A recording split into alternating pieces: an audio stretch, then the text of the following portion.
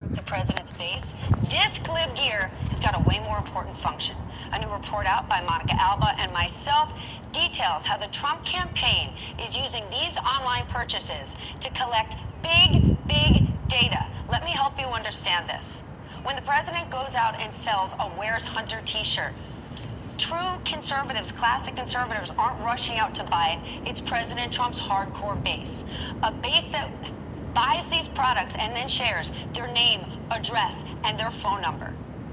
The president's re-election campaign can use this data and cross-reference it with Facebook data so they can then learn not just who this hardcore base is, but who their friends, family, and community they have. This is all important commercial data, massively valuable, massively expensive, and they're getting it for free. I want to bring in two important people on this subject. Sarah Fisher, media reporter at Axios, and Congressman Israel back with me. Sarah, digital strategy and data collection is something that the Trump campaign dominated in 2016.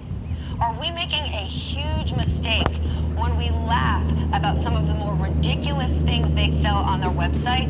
Because at the end of the day, that is how the president figures out exactly who loves him in the way, as he puts it, people who would support him, even if he shot someone on Fifth Avenue. I think that's exactly right. I would not laugh off these efforts. At the end of the day, it's the more gimmicky the product that is probably more effective. People are following Trump, especially, as you noted, his very adamant base, and they want to just get on board with whatever the latest craze or saying is that he gives off at a speech or a rally. So the crazier it is, even if it's a Sharpie pen that was used to draw on a fake boundary on a map, the more likely it probably is to sell. And as you note in that piece with Monica Alba, that merchandise is not just going to be able to bring in money for the Trump campaign, although of course it does that, but it gives you valuable data, credit card data, data about your address, your friends that can then be linked to Facebook, as you mentioned, that the campaign will use over and over again until the end of the election cycle to target you. Congressman, you raised money for the Democratic Party for years. You know, despite the amount of money Hillary Clinton had, President Trump romped all over her in terms of a digital campaign. Are we seeing that all over again here? Well, look, he did romp all over her in terms of a digital campaign. He also went to Kenosha County, Wisconsin, and he went to Erie County, Luzerne County, Pennsylvania. Okay, then let's go to the president. But let's talk about the digital. That piece just pulled the curtain on the importance of digital strategies in campaign committees and elections. When I chaired the Democratic Congressional Campaign Committee, data was gold. It was like a precious gem and expensive, and we would mine that data as if we were mining for gold. Why? As you said, every little bit of data means more data. So it's, as you said, the home address, it's an email address, it's a phone number, a cell phone number. It's also who you're talking to. It's volunteer recruitment. So you have that data. You can use it for a voter turnout strategy to remind people go out and vote. You can use it for a persuasion strategy. We know that you bought a Trump hat. We also know that you have a Facebook friend. We want you to talk to that Facebook friend and make sure they're going to vote for the president, and you recruit volunteers. And you can sell that data if you want. But this is more, Sarah, than just buying a MAGA hat. According to a source we spoke to on this story, this type of merchandise is sold to people who believe that we are all fake news, who would be happy to take any sort of fake news conspiracy theory and spread it amongst their friends and family. How important is that for the Trump campaign? Because this merchandise is a lot more than a Make America Great Again hat. Totally. It's about driving intent at the same time. Look, a big part of the Trump campaign strategy is going to ensure that his core base comes out again next year. And amid headlines and news cycles with impeachment, what the Trump campaign needs to drive home is a feeling, an emotion, a sense of belonging into an exclusive club behind a person that they really care about. And every piece of merchandise helps them do that. It helps reinforce the narrative that the president's trying to set right now, that the Bidens are doing something wrong. It helps to reinforce the narrative that the president of the United States is the one who can determine whether or not a hurricane path is moving to our state or not, even though we obviously have FEMA to acknowledge that. This is part of a more emotional campaign, as you know, to get people rallied up ahead of the election. It's so much bigger than just products being sold. What on earth do Democrats do on the other side, Congressman? Well, look, I'm not sure that there's merchandise that the Democrats can sell, although I've seen my fair share of it. I love this bumper sticker, any functioning adult in 2020. That's making the rounds. But look, it's clear that the Democrats have to get on game in terms of their digital strategy for persuasion, for turnout. I actually think they're doing it. The important thing is, where are they doing it? How are they doing it? And how do you compete with Donald Trump, who is just filling all the oxygen in the digital world? Well, they got a challenge out there. So before you laugh at the next Hoax Us Pocus t-shirt from the president, realize what it's actually doing for him. Thank you both so much. Definitely made us smarter on this subject. In just moments from now, Boeing CEO will be testifying on Capitol Hill for his first of 2 days of congressional testimony, as today marks a year since the Lion Air 737 MAX crashed off the coast of Indonesia, killing all 189 people on board. Dallas Muhlenberg will face lawmakers demanding answers surrounding 2 crashes of the jets that killed a total of 346 people. The chief executive is expected to face questions on how the jet was designed and why exactly they were approved for service despite concerns raised about the plane's software. Big questions around the company and influence they have over regulators. Some farms grow food. This one grows fuel. ExxonMobil is growing algae for biofuels that could one day power planes, propel ships, and fuel trucks, and cut their greenhouse gas emissions in half. Algae. Its potential just keeps growing. If you have moderate to severe psoriasis or psoriatic arthritis, little things can be a big deal. That's why there's Otezla. Otezla is not an injection or a cream. It's a pill that treats differently. For psoriasis, 75% clearer skin is achievable with reduced redness, thickness, and scaliness of plaques. For psoriatic arthritis, Otezla is proven to reduce joint swelling, tenderness, and pain, and the Otezla prescribing information has no requirement for routine lab monitoring. Don't use if you're allergic to Otezla. It may cause severe diarrhea, nausea, or vomiting. Otezla is associated with an increased risk of depression. Tell your doctor if you have a history of depression or suicidal thoughts, or if these feelings develop. Some people taking Otezla reported weight loss. Your doctor should monitor your weight and may stop treatment. Upper respiratory tract infection and headache may occur. Tell your doctor about your medicines and if you're pregnant or planning to be. Otezla, show more of you. Make fitness routine with Pure Protein. High protein, low sugar, tastes great. High protein, low sugar. So good. High protein, low sugar. Birthday cake. Pure Protein, the best combination for every fitness routine. Oh no, a cougher. Welcome to flu season, Karen. Is a regular flu shot strong enough to help prevent flu in someone your age? There are standard dose flu shots, and then there's the superior flu protection of Fluzone High Dose. It's the only 65-plus flu shot with 4 times the standard dose, and it's free with Medicare Part B.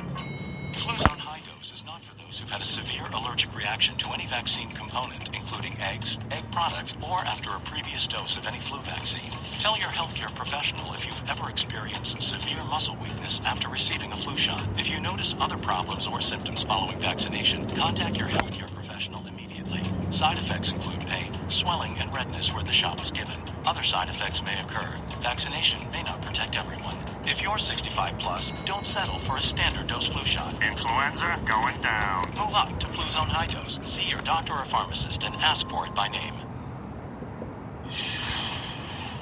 Are you better off than you were 4 years ago? That is the crucial question Ronald Reagan asked of America when he ran for president in 1980. And as Trump runs his re-election campaign, many people are asking themselves the exact same thing. And there is one group who does seem to be doing better than they were 4 years ago: the friends and family of the administration. New reporting from the New York Times lays out a key relationship between disgraced investor Michael Milken and his friend, the Treasury Secretary Steve Mnuchin. Milken, it turns out, is in a position to potentially gain from some of the changes that his institute has urged the Trump administration to enact. In one case, the Treasury Secretary Steven Mnuchin directly intervened in a way that benefited Mr. Milken, his longtime friend. Joining me now, one of the New York Times reporters who wrote that piece, Eric Lipton, and Politico chief economic correspondent Ben White. Eric, help us understand this, because opportunity zones were discussed at the Milken Institute's conference last year, but they were discussed in all sorts of places. And Michael Milken isn't unique. If you take the 50, 75 most savvy or successful real estate investors out there, they've all jumped on this thing. Right. I mean, what was particularly the matter that we focused on is that there is only one place in the United States out of the 8,700 opportunity zones that were created as part of this tax law in 2017 that got a special exception from the Secretary of Treasury, and that's this one county in Nevada, Story County, Nevada. And it turns out that that is the one place where Michael Milken, has 700 acres of land that is in the middle of this opportunity zone. And this action occurred after a period in which Milken and Mnuchin had been together. And we know that Milken's business associate on that project had been participating in an effort to try to get that special exception, which the Secretary of Treasury granted. So that's part of what we're looking at and why we thought it was worth bringing out to the attention of the public.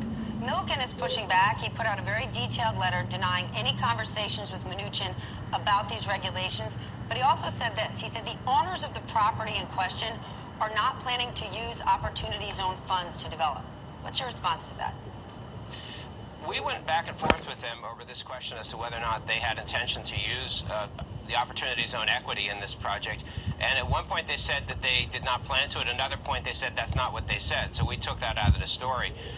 Even if they themselves do not put Opportunity Zone equity into the buildings that they might construct on that 700 acres, the designation still brings them benefit, because any business that might locate there could be an Opportunity Zone business. So therefore it's a more attractive place for tenants who might want to move in there, because they could still take advantage of the tax break. And also, if they ever sell the land, it's in an Opportunity Zone. So there are benefits, regardless of whether or not they use it to construct their buildings. Their land is more valuable because of the action that the Secretary of Treasury took. Ben, what's your take on Opportunity Zones? It wasn't Michael Milken or Steve Mnuchin's branch. I mean, it was Sean Parker was the first person, at least I heard, originally pushing these. The spirit of Opportunity Zones, to attract real estate developers to undeveloped or rundown areas, to put money in and get a tax break, is that actually happening? Because the more stories that are popping up, whether I'm at Soho House in Brooklyn and someone tells me, hey, guess what, this is an Opportunity Zone, or I hear about places in Miami, one of the hottest areas in the United States.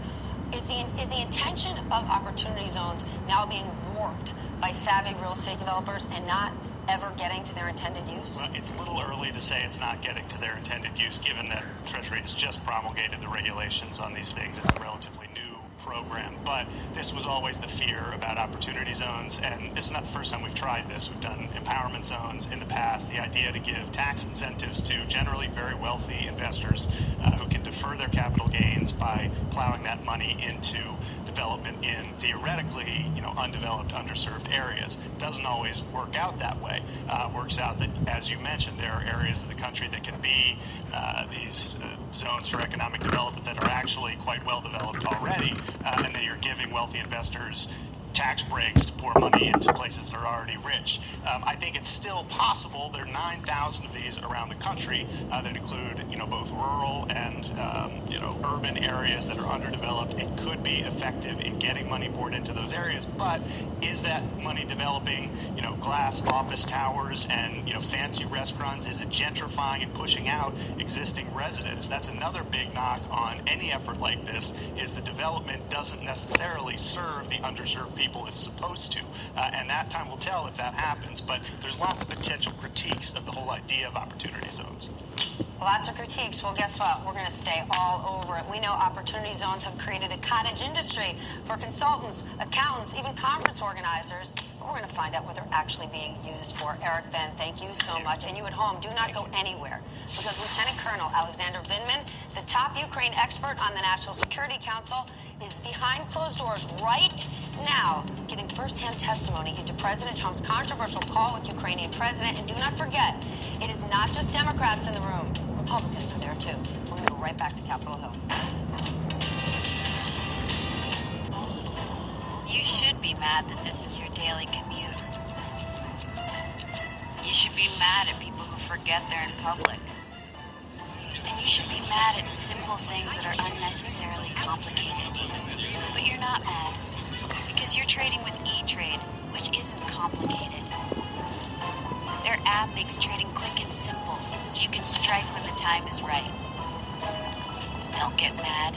Get E-Trade and start trading today. Meet the Ninja Foodie Grill. Get the perfectly grilled flavors of an outdoor grill indoors.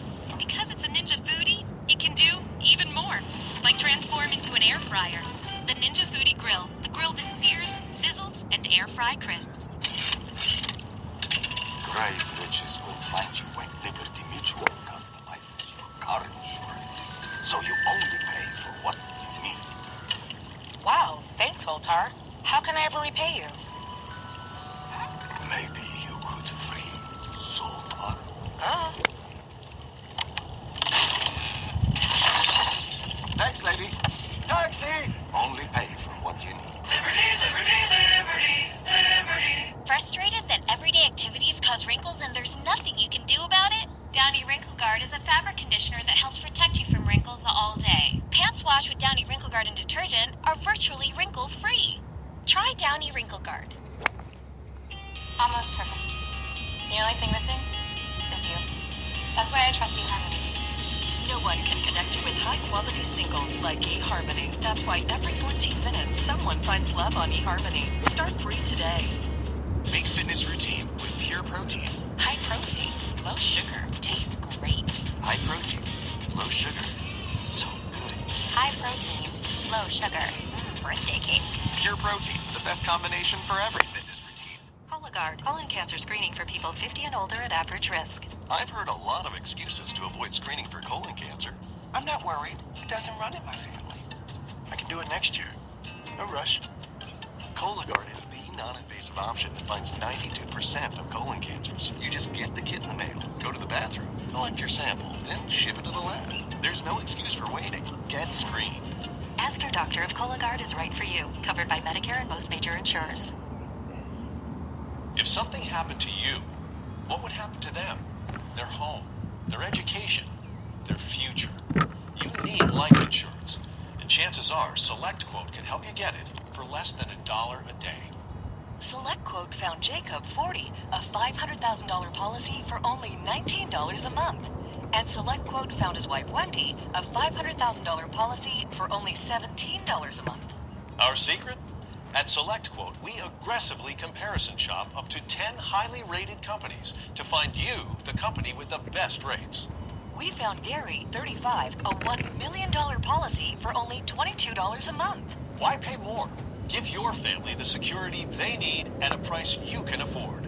Call 1-800-709-0511 or go to selectquote.com now and get the insurance your family needs. At a price you can afford. SelectQuote. We shop, you save. That wraps up this hour. I'm Stephanie Rule. I will see you again at 1 p.m. with my partner, Ali Velshi. And check out the Modern Rules podcast wherever you get your podcasts. Coming up right now, more news with my friend Hallie Jackson. And you said it, Steph, more news indeed, because as we come on the air, a first in the impeachment inquiry with the administration's hearsay argument undercut today by somebody who was actually on that July phone call at the center of it all. There he is, decorated combat veteran Alex Vindman, defying the White House to share what he knows and already facing unfriendly fire from conservatives questioning his credibility. Colonel Vindman, will you take some questions? The White House trying to prevent you from testifying today, sir. Colonel Vindman. Our new reporting on what he's telling lawmakers behind closed doors as we speak, coming on the air, according to our sources, and the early defense from the president's GOP allies just within the past couple of minutes. Listen. People have said that today is the first time we're going to get to hear from someone who was actually on the phone call. That is just not accurate. We've already heard from President Trump and President Zelensky, and the fundamental facts have never changed. It is what could be the most significant day in this impeachment investigation yet. As the inquiry enters a new phase, Democrats today expected to introduce a resolution laying out next steps, possibly as early as today. Some Republicans arguing too little too late. We're going to hear from leadership from both parties any minute, with our team here with new reporting and analysis on this and the other top stories of the day. I want to bring in a couple of folks, including Hans Nichols over at the White House for us. And Hans, the White House pushback against Alex Vindman, a guy who, by the way, is detailed over to the White House, is pretty fierce this morning. The president explicitly calling Alex Vindman part of this overall effort to remove him from office, saying that he is a never-Trumper. Today's witness is a never-Trumper. The president just tweeting that. Earlier this morning, he was hinting that maybe this witness would be a never-Trumper, but he's being more explicit about it, and it does show you that this is a new level here at the White House, when the president is accusing a uniformed member of his own military who's detailed to his staff as being a never-Trumper. Now, let's be clear on what the generally accepted definition of a never-Trumper is. It's someone that publicly signed a letter or wrote something or is campaigning against President Trump in the Republican primary or even in the general election. There is no evidence that Alex Vindman, lieutenant colonel in the Army, ever said anything publicly questioning Donald Trump's ability or working against Donald Trump's efforts to be president of the United States. Now, the other thing happening in the White House is that they seem to be willing to have a debate about impeachment over the four corners of that transcript, of that call log, however we want to couch it. That seems to be the beachhead on which they're falling back on. I think one question potentially for Vindman is whether or not the call log accurately reflects the call that he listened in on. So one other quick final note, the president is tweeting that they have taken out the number 2 of the next leader of ISIS, the number 2 to al-Baghdadi, but there hasn't been a lot of context on that tweet from the president, and we're trying to find out more for you. Hallie?